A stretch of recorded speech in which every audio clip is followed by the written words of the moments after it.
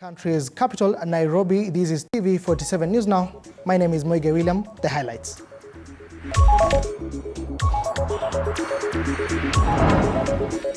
Two Kenya revenue officers feared dead after vehicles swept while crossing River Ramisi pulled out of raging waters with the bodies of the two missing. The Coast Guard is at the scene. While thousands of families affected by the raging floods that continue to wreak havoc in the coastal parts of the country. Wamama pia wanajifungua hapa kwa nyumba hii maji ambayo nyinyi mnaona. Kwa hivyo tuko na shida mingi sana. Serikali atusaidie.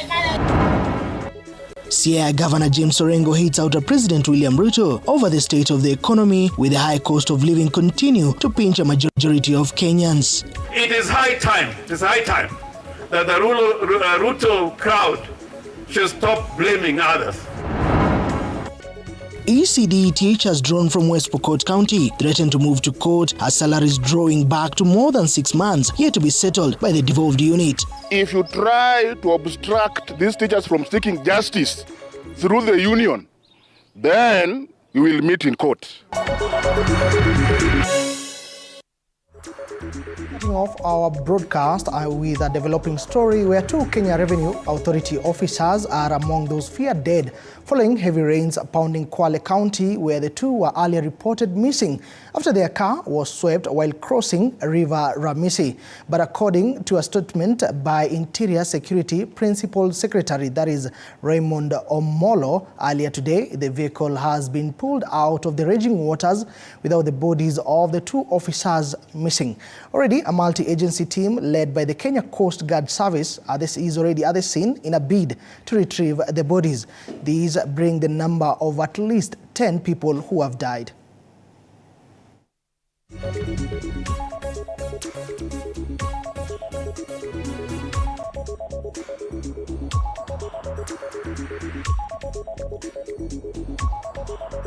All right, still keeping tabs with matters, heavy rains being witnessed across the country. An estimated of over 4,000 residents of Lamu County government have been affected by floods, with fears that the number might sharply rise as the area continue to receive heavy rains, with the Kenya Red Cross moving in to supply relief food and non-food items to over 300 families affected in Lumsh village. The situation is dire in Tana River, with over 11,000 households affected, with the number rising each day as the water levels keep rising, together with the heavy rains that have been pounding the area. The Kenya Red Cross has been having a field day in supplying essentials to the affected persons, two counties with roads networks being destroyed.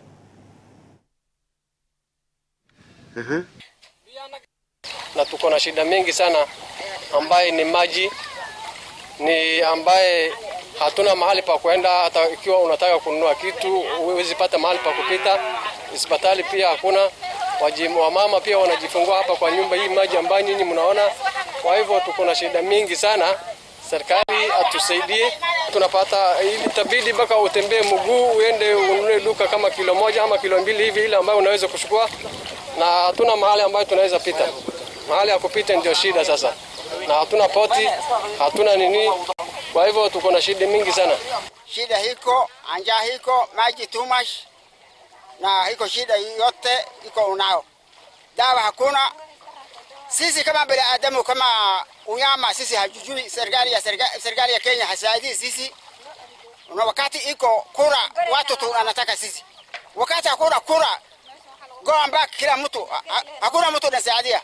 Hatuna dukani ambayo tunaweza enda kuchukua vitu. Kila mahali imekuwa maji. Paka tuende Pangani, kutokea hapo paka Pangani. Ukifika mmechoka, kurudi ni shida. Watoto wa shule hawezi mahali ya kunapitia. Hatuna chakula, tunapeleka ng'ombe zetu hapa. Haina mahali pa kulisha. Tuko na hiyo shida, tunaomba serikali atusaidie.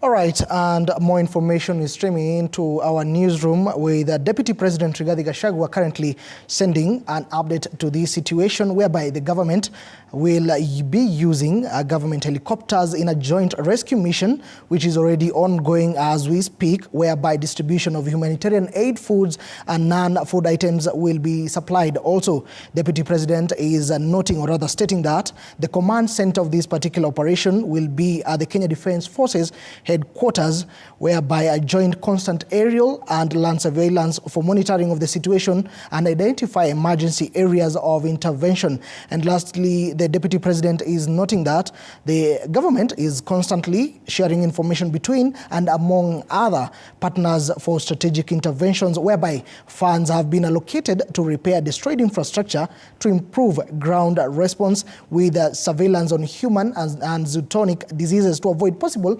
outbreaks like cholera and other hygiene-related infections.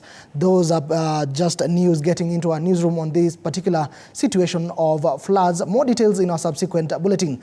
Moving on, President William Ruto is today in Bomet County, leading a host of Kenya Kwanza leaders in attending interdenominational prayer service being held at the 181 grounds, Sotik constituency, that is in Bomet County. For now, let's cross over and listening to what is taking place there.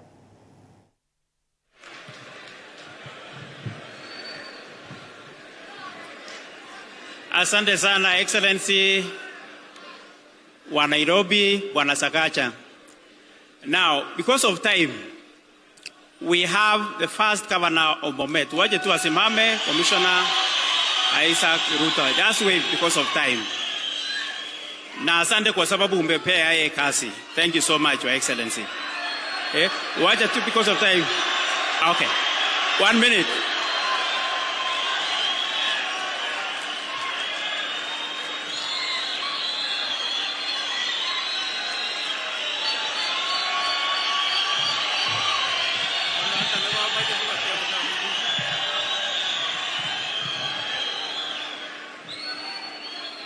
Base ero matobulje sisya. Your Excellency, bishops, reverends, and all the leaders of the clergy, pamoja na viongozi walio hapa wote, nataka niwasalimu kwa jina la Yesu. Hamjambo. Your Excellency, kale ambichwa mwache tute magoege neta amacho mwangongo ya mungi go na ngazi abaye no lamba judiciary. All right, that is former Bomet Governor Isaac Ruto addressing congregants there at 181 grounds in Bomet County, but we'll be getting back there as we keep tabs on what is taking shape in Bomet County. But for now, let us move on and to a developing story also, noting that today the World Day of Remembrance for Road Traffic Victims is being marked, and we have the National Transport and Safety Authority pitching tent in Nakuru County, specifically at the Delamere grounds in Naivasha along the Nakuru-Nairobi highway. Earlier on, our very own Willie Dennis Njue managed to engage a number of stakeholders as we commemorate this particular day. For now, let us cross over to Willie. Willie, what is the latest from your end in Nakuru? Thank you very much, my colleague in studio, Moiga William, for granting me this opportunity to bring to our viewers exactly what is happening here, right here in Naivasha at the Delamere Estate, where we are having the World Day of Traffic Victims, where we commemorate them as in accordance to other parts of this world. And luckily, we have the NTSA boss, George Njue, who is joining us on set to just bring us up to speed on what actually this day means and where we are as a country. Welcome, sir. Thank you very much, and good afternoon to all. We are glad to be here in Naivasha at the Delamere farm, right off the Nakuru highway, where we have experienced quite a number of carnage over the last year, and we want to put in our measures and remember those who we have lost. We have lost quite a number of loved ones, others have been maimed, others have been injured. We are recognizing this day to represent us in terms of our stakeholders who come on board, including you as the media, to help educate, inform, and communicate to the public on the effects of road safety within the country. We are coming up to the festive period. We know we always get an increase of carnage on our roads due to other elements, such as inebriation, due to alcohol and drugs. But also we are experiencing quite a number of flooded areas within this country that we want our drivers to be safe and follow the rules of the road. Talking about drug and substance abuse, mostly we forget fatigue, and it is tantamount to as well to be an attributing factor because it slows down your ability to reason and make a decisive decision. Sleep and drug and substance abuse, we can put them on the same. What do you have to say about that? Absolutely. The best and the solution for fatigue is to prepare your journey. Rest well before you start your journey. Take ample time to be able to get wherever you're getting within the time you plan.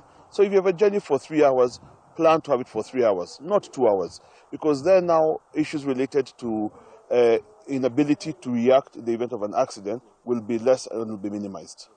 Yeah. What message do you have to put across to those maybe employers who have to, maybe for lack of a better word, overload their workers with trips, which could perhaps be a contributing factor? Because we have heard from those who are involved in some of these accidents, they are hit by other vehicles, which are big truck vehicles. Yes, indeed, it is a responsibility of the operator to plan for the initiation of the journey and also the termination and diversion of any journey that they're undertaking. So also the drivers have a responsibility, and they can voice and speak out if in the event that they're forced to be overloaded or forced to go beyond the regular hours of operation. They have a voice. It's a shared responsibility and it's your right. And remember, to the drivers, it is your life. So it is you to speak out and voice any challenge that you're having, and we shall be able to support you in any event. Okay, maybe before I wind up, there is this habit of I do not take care of you, you do not take care of me. In other language is recklessness on our highways. What do you have to say? Courtesy on our highways. You know, it's interesting when you mention that. Even when you watch, for example, one of the victims was explaining to an accident that occurred here in September. And the driver just drove out of the petrol station here behind us and ended up having a head-on collision. And the lady spoke with a lot of passion of what happened to her. Just the driver not being patient enough to allow for the truck to pass. Ended up being a head-on collision. And even up to now, you could see how painful it was for her. Her hip was significantly damaged, she had a fractured leg, and she's looking for another 6 months of rehabilitation. It is really, really important to be courteous on the road, be disciplined, and remember, the other person is a Kenyan just like you. You need to have the heart and kindness that we are employed to as Kenyans in our pledge and the national anthem. Respect and also protect others next to us. Our statistics going down or up? They are going down, but still one life lost is one too many. So for us, statistics will take it as a number. For us, it is to not just look at the total number, but to reduce the effects to ensure that it is almost at zero, preferably within the coming years. Thank you. Thank you very much, sir. Njue William, that is the NTSA boss, Mr. George Njue, there giving an insight in regard to exactly what the country has to offer in road safety and other things that afflict on our roads. From us here in Naivasha, we'll be bringing you up to speed on these developments come our news at 7 and 9 p.m. Back to you, Njue William, in our studios in Nairobi. All right, my namesake, thank you for keeping tabs on that particular story and more so bringing the sensitization to the country as we commemorate this particular day. Now let us shift gears and to more news. Siaya Governor James Orengo has hit out at President William Ruto that he should stop blaming former President Uhuru Kenyatta over the country's state of economy. Instead, fix it, as he promised to do so while campaigning for the top seat. Orengo states that Ruto has been at the helm of leadership for 1 year and has failed to put measures or remedies that would rather address the ailing economy, but keeps on blaming ex-president, or rather former President Uhuru Kenyatta. When Kibaki and Raila Amolo Odinga took over the government of the Republic of Kenya in 2002 and 2007, Moi had brought Kenya down. Revenue collection was under 400 billion. They did not go on a journey of making excuses and blames every day, calling Moi names. They say, no, we took responsibility and we want to change government for the good of the people. It is high time that the Ruto crowd should stop blaming others. They are purportedly in the mantle, and they should make the lives of the people of Kenya better. All right, elsewhere, a somber mood engulfed Reka village in Mbeere South, that is in Embu County, as people from all walks of lives rather converge to bid farewell to the late Dr. Moses Njue, former chief pathologist. Family, friends and colleagues in the medical profession eulogized Njue as a courageous man who stood for the truth. Former Mbeere South Member of Parliament, retired Colonel Geoffrey Kengangi, eulogized him as a hard-working boy during their time at Njue Primary School, despite poverty in the region. The chief government pathologist, Dr. Johansen Odur, who succeeded Dr. Njue, described him as a mentor who shaped his pathology career after working with him as a lecturer and later a colleague who will succeed his teacher. His sentiments were echoed by his colleagues, Dr. Charles Muturi and Dr. Titus Ngulungu, who said it is through him they were inspired to take up the career path in pathology. Dr. Muturi said he fought for the profession that was cast in bad light, arising from many cases emanating from allegations of unethical conduct. Dr. Njue is someone we knew since we were students. We knew him as a teacher, we knew him as a mentor, we also knew him as a colleague, both a work and a professional. Dr. Njue, the way we knew him, was someone who stood for the truth in everything that he did. Dr. Njue was a man of integrity. For me personally, I want to celebrate Dr. Njue for all that he has done to the profession. You all realize quite some time back, pathology used to be viewed in a different way. More so arising from some of the cases that were there in the early 90s, where the profession was cast in bad light. I personally met Dr. Njue in Provincial General Hospital, Nyeri. That time I was an intern, and I just started my career. And it is through him he inspired us to take a course in pathology. And since that time, I was following him, and he, let me say, he mentored me. Tulisoma na yeye kutoka standard 2, tulikuwa tunasoma kwa class moja, kwa hivyo namjua vizuri sana. Pia alikuwa rafiki yangu. Pia tulienda kwa kanisa pamoja, na imani yetu ni kama ilikuwa naungana pamoja. Dr. Njue kwanza alikuwa anataka kuwa daktari tangu akiwa mdogo. All right, and I'm currently being informed by my director that currently President William Ruto is addressing congregants who have converged at the 181 grounds in Sotik, Bomet County, whereby President William Ruto, among others, are attending the interdenominational prayer service right there in Bomet. Let's cross over and listen in to the President. Kuna umoja kama tumeshirikiana pamoja. Na uchaguzi ambao uliopita, mwaka uliopita, ulikuwa ni wa aina ya kipekee. Mambo matatu yalitokea katika hiyo uchaguzi. Mambo ya kwanza, katika hiyo uchaguzi, wa Kenya walikataa mambo ya ukabila, na wakapiga kura bila ya misingi ya ukabila. Jambo la pili, Wakenya walipiga kura kwa njia ya amani. Hiyo amani Askofu Ngetich ametuambia hapa. Tukawa ni taifa ambayo tumefanya uchaguzi na tumefanya kazi hiyo kwa njia ya amani. Na jambo la tatu katika hiyo uchaguzi ni kwamba ilidhihirika wazi ya kwamba sio deep state, sio system, sio machinery ndio inachagua viongozi Kenya. Ni Mungu na wananchi. Ni kweli ama si kweli? Si kulikuwa na mambo mengi ilikuwa inaendelea, watu walikuwa wanaambiwa itaenda hivi, itaenda vile, itakaa hivi. Lakini vile Mungu aliamua ndivyo ilivyokuwa. Na vile wananchi wa Kenya waliamua. All right, we will bring you those details later in our subsequent bulletin. To more news, early childhood development education teachers have threatened to down tools sue the West Pokot County government over delayed salaries and poor working conditions.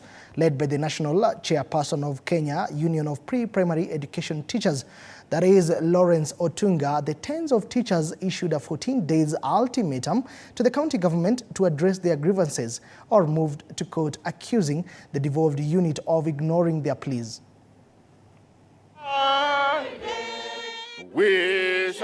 And any officer, whether director, CC, or anybody in the county government in senior-most position, we want to tell you that if you try to obstruct these teachers from seeking justice through the union, then you will meet in court. Yes. We will meet in court. That's the only legal procedure we are going to follow beginning next week. Yes. Yes. Teachers power! Solidarity! Now wakizidi, we will mobilize all the teachers and the community to end the office of governor the way we did in Siaya. And Governor Orengo confirmed. Elsewhere, statistics indicate that cases of teenage pregnancy currently stand at 21%, gender-based violence at 24%, and HIV prevalence rate, which is at 31.2% in Siaya County. This according to the county's coordinator for HIV and AIDS, with the Forum for African Women's Educationalists Kenya chapter has commenced the process of disseminating a guide booklet that seeks to address the challenges affecting adolescents in a bid to reduce these worrying figures.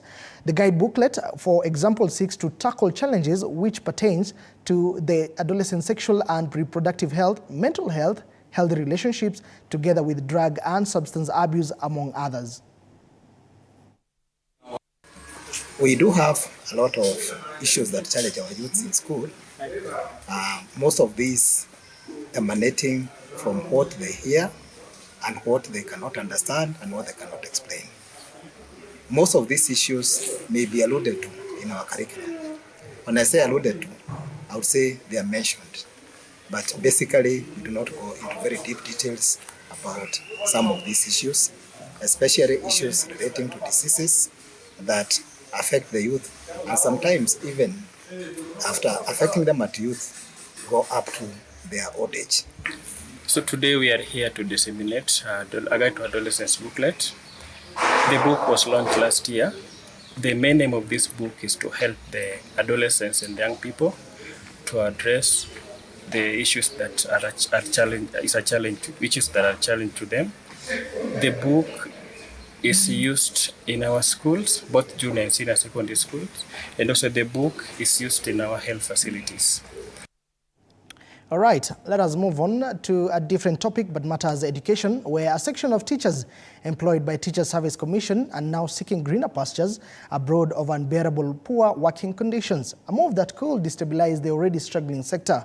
The teachers decry that the pay disparity between teachers and civil servants is too wide, a situation that continues to impoverish them despite their crucial role in shaping the country's future. The teachers further took issues with the government over extreme deductions of their meager pay that at times leave them with a negative pay, especially for those who have secured development loans from local financial institutions. This program started 2 years ago. It was in April of 2021, I think we started the program, and